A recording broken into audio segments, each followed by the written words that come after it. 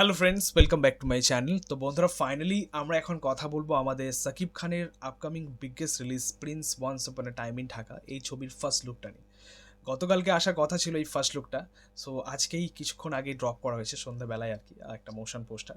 So কেমন লাগলো প্রিন্সের এই মোশন পোস্টারটা? দেখো, প্রথমত একটা কথা, অ্যাকচুয়ালি এটা আমরা দিনের পর দিন এটা আমরা দেখেছি, আমরা উপলব্ধি করতে পেরেছি যে এই মানুষটা মানে সাকিব খান নিজের মধ্যে কিন্তু অনেকটাই চেঞ্জেস এনেছে আগের তুলনায়। মানে একটা আলাদাই পরিবর্তন তার মধ্যে এসছে, নিজেকে একদমই পাল্টে ফেলেছেন এই মানুষটা।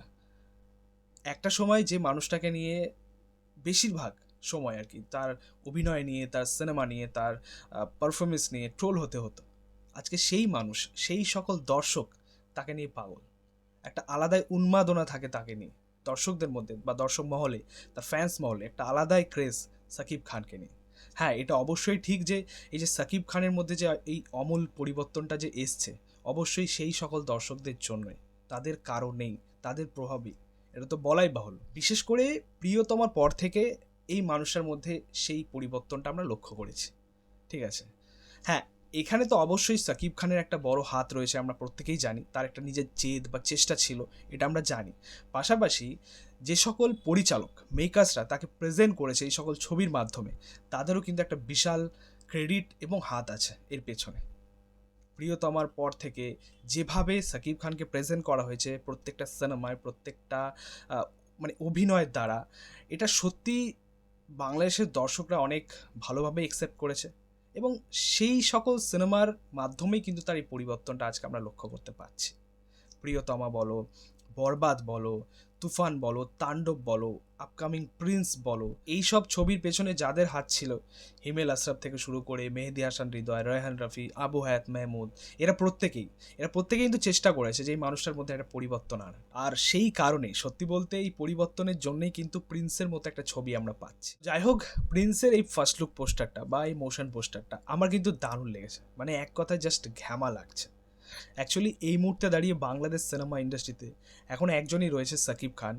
সে একের পর এক মানে এরকম হার্ডকোর অ্যাকশন ছবি করছে, কমার্শিয়াল ছবি করছে এবং সেগুলো বক্স অফিসে সাকসেসফুল হচ্ছে। আর সেরকমই কিন্তু একটা ছবি, একটা হার্ডকোর অ্যাকশন প্যাক ছবি কিন্তু আমরা পেতে চলেছি এই ছবির মাধ্যমে। এই পোস্টারটার দ্বারা সেটা কিন্তু একদম ক্লিয়ার। ঠিক আছে, পোস্টারটা খুব ভালো মেকিং হয়েছে, খুব ভালো লাগছে। মানে এটা যে বড় ধরনের ছবি, অ্যাকশন ছবি আমরা পাচ্ছি, সেটা কিন্তু বেশ ফিল করা যাচ্ছে। সাকিব খানের লুকটাও দারুণ ক্রিয়েট করা হয়েছে, অসম্ভব লাগছে। তার পাশাপাশি যে মেশিনটা আমরা তার হাতে দেখতে পাচ্ছি, এটা কিন্তু একটা ইউনিক ধরনের মেশিন। মানে এটা আমরা হয়তো এর আগে বাংলা ছবিতে দেখিনি। ঠিক আছে, বাংলা ছবি কেন, অন্য ছবিতে হয়তো দেখিনি।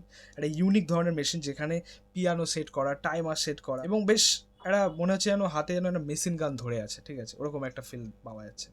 এবং সাকিব খানের লুকটা দারুণ লাগছে, দারুণ। মানে বেশ বড় বাজেটের একটা ছবি হতে চলে, এটা এটা বোঝাই যাচ্ছে। পাশাপাশি এটাও দেখার যে এই ছবিটা কালা জাহাঙ্গীরের বায়োপিক নিয়ে হচ্ছে কিনা, মানে কালা জাহাঙ্গীরের রোলটা সাকিব খান প্লে করছেন কিনা। যদি হয়েও থাকে সেটা কিন্তু ইন্সপায়ার্ড হবে, মানে তার যে স্টোরিটা তার থেকে ইন্সপায়ার্ড হতে পারে। কারণ হুবাহু মানে হুবাহু রিয়েল স্টোরি হবে না। কারণ সাকিব খানকে যেভাবে প্রেজেন্ট করা হয়েছে, মানে পুরোটা একটা হিরোইজম ভাবে আর কি, একটা হিরো হিরো ব্যাপার। তো আমার মনে হয় না যে এভাবে প্রেজেন্ট করবে কালা জাহাঙ্গীরকে। মানে ইন্সপায়ার্ডই হতে পারে, মানে যেরকম ধরো উদাহরণ রঘু ডাকাত সিনেমাটা যেটা আমরা দেখেছি, ইন্সপায়ার্ড। তো ঠিক সেরকমই কিন্তু গল্প আমরা পেতে পারি। সো আলটিমেটলি দেখা যাক তার রিভিল কবে হয়। বাট খুবই ভালো লাগছে পোস্টারটা। এছাড়াও এই মোশন পোস্টারটার মধ্যে একটা বিজিএম আমরা পেলাম, একটা ব্যাকগ্রাউন্ড স্কোর পেলাম জাস্ট কয়েক সেকেন্ডের। এটা খুব সম্ভবত প্রিন্সের থিম সংটা হবে। আমার কিন্তু দারুণ লেগেছে।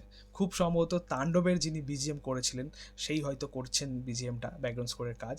তো দারুণ লাগছে। আর একটা কথা লাস্ট তোমাদেরকে বলতে চাই, সেটা হচ্ছে যে এই পোস্টারটার মধ্যে সাকিব খানের যেরকম লুক দেওয়া হয়েছে, যেরকম গেট আপ দেওয়া হয়েছে, বা তার হাতে যেরকম একটা মেশিন গান আমরা পেলাম, এটা পুরোটাই বলতে পারো সাকিব খানের প্রিভিয়াস ছবির থেকে আর কি ইন্সপায়ার্ড।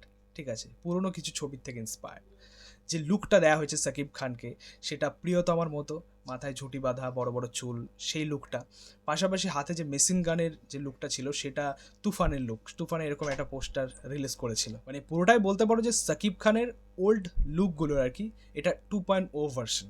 তবে হ্যাঁ, আমি বলছি ইন্সপায়ার্ড, নট কপি। ঠিক আছে, হ্যাঁ অবশ্যই যে এই জিনিসটা আর কিছুক্ষণের মধ্যেই হয়তো ভাইরাল হয়ে যাবে, মানুষ বিষয়টাকে কপি কপি বলতেই শুরু করে দেবে। বাট তোমাদেরকে একটা কথা ক্লিয়ার করে দিই, তোমরা ইয়াসকে দেখেছো, ইয়াসকে দেখছো বিগত কয়েক বছর ধরে কেজিএফ এর পর থেকে, সে কিন্তু তার লুকটা চেঞ্জ করছে না, মানে একই লুকে তাই সে টক্সিকও আনছে। কেজিএফ 2 আবার একই লুকে টক্সিক, তো মানুষ তো এটাকে খাচ্ছে, তো এটাকেও অবশ্যই খাবে।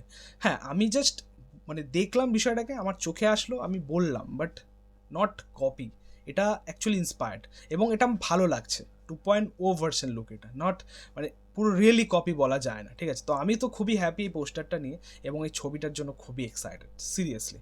আশা করছি সব কিছু যদি ঠিকঠাক থাকে আমাদের ভারতের ছবিটা যাতে মুক্তি পায় আর আমরা ছবিটাকে এনজয় করতে পারি। তো এবারের ঈদের মানে এটাও কনফার্ম হয়ে গেল যে ছবিটা ঈদেই মুক্তি পাবে, ঈদ উল ফিতরেই আসবে, এটা তোমাদেরকে বলে দিলাম। এই পোস্টারটার মাধ্যমে সেটা ক্লিয়ার করা হয়েছে, আগেও তারা অ্যানাউন্স করেছিল। মানে এত কম সময়ের মধ্যে এত বড় একটা পরিকল্পনা প্ল্যানিং তারা কী করে মানে সম্পূর্ণ করতে পারে, কীভাবে কমপ্লিট করতে পারে, এটা হচ্ছে দেখার। মানে এটা আমি সবসময় দেখি যে সাকিব খানের আপকামিং মানে কোনো ছবি খুব দ্রুততার সাথে শেষ করার চেষ্টা করা হয়। হ্যাঁ, মানে টিজার ট্রেলার প্রপার টাইমে আসে না, এগুলোও তো স্বাভাবিক একটা ঘটনা আর কি বাংলাদেশ সিনেমাতে। তো আমি চাইছি যেন সময় নিয়ে কাজ করুক ভাই, একটা ভালো প্রোডাক্ট যেন আমরা পাই, ঠিক আছে। আর সোলজারের কথা সেটা আপকামিং মানে কি বলবো, আমাদের আগামী সময় বলে দেবে আর কি সোলজার কখন রিলিজ করবে বা কবে রিলিজ করবে। তো যাই হোক, এই ছিল বলার মোশন পোস্টারটা নিয়ে প্রিন্সের। তোমাদের কেমন লেগেছে সেটা কিন্তু অবশ্যই কমেন্টে জানিও। ভিডিওটা ভালো লাগলে অবশ্যই লাইক কমেন্ট শেয়ার করে দিও, পাশে থেকে সাপোর্ট করো, চ্যানেলটাকে অবশ্যই সাবস্ক্রাইব করেছো, পাশে থাকা বেল প্রেস করে দিও পরবর্তী ভিডিওগুলো। Thank you.